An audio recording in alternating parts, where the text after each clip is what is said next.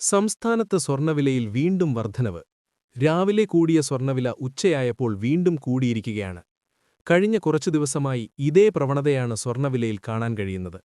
രാവിലെ പവന് 1,13,520 രൂപയായിരുന്ന സ്വർണ്ണത്തിന് ഉച്ചയായപ്പോൾ 1,800 രൂപ കൂടി വർദ്ധിച്ചതോടെ വില 1,15,320 രൂപയായി. രാവിലെ പവന് 3,680 രൂപയായാണ് കൂടിയത്. ഇതോടെ ഇന്നു മാത്രം സ്വർണ്ണത്തിന് പവന് കൂടിയിരിക്കുന്നത് 5,480 രൂപയാണ്.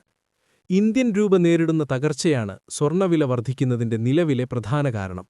ഇത് ഏറ്റവും കൂടുതൽ ബാധിക്കുന്നത് വിവാഹ പാർട്ടികളെയാണ്. സ്വർണ്ണത്തിന്റെ വില ഒരു ദിവസം തന്നെ ഇടയ്ക്കിടെ മാറിമറിയുന്നതുകൊണ്ട് വിവാഹ പാർട്ടികൾക്ക് അഡ്വാൻസ് ബുക്കിംഗ് പോലും നടക്കാൻ പല സ്വർണ്ണക്കടകളും അനുവദിക്കുന്നില്ല. ഇങ്ങനെയാണ് സ്വർണ്ണവിലയുടെ പോക്കെങ്കിൽ സാധാരണക്കാർക്ക് സ്വർണം കിട്ടാക്കനിയായി മാറും.